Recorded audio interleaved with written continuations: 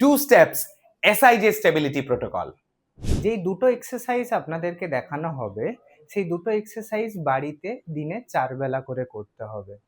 1 নম্বর exercise, উনি side হয়ে শুলেন, তারপর আমরা একটা এক্সারসাইজ ব্যান্ডকে ওনার হাঁটুর কাছে বেঁধে নিলাম।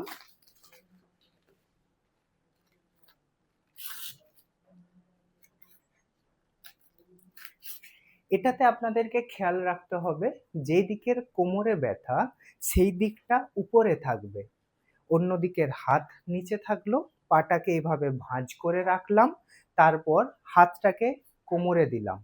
এরপর ওনাকে কোমরটা উপরে তুলতে হবে এবং পাটাকে বাইরের দিকে খুলতে হবে।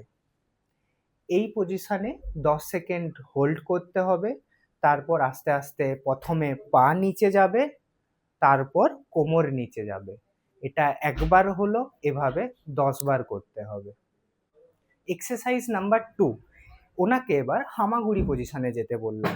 তারপর উনি যেই সাইডের কোমরে ওনার ব্যথা ছিল শুধু সেই দিকেরই পাটাকে উনি উপরে তুলবেন। উপরে তুললেন, পেটটাকে টেনে রাখবেন, তারপর এটাকে আমরা একটু বাইরের দিকে মানে 45 ডিগ্রি অ্যাঙ্গেলের মতো বাইরের দিকে নিয়ে আসলাম। তারপর 10 সেকেন্ড হোল্ড করব, একইভাবে পাটাকে নিচে নামিয়ে দেব। এটা হলো একবার, এভাবে 10 বার করতে হবে।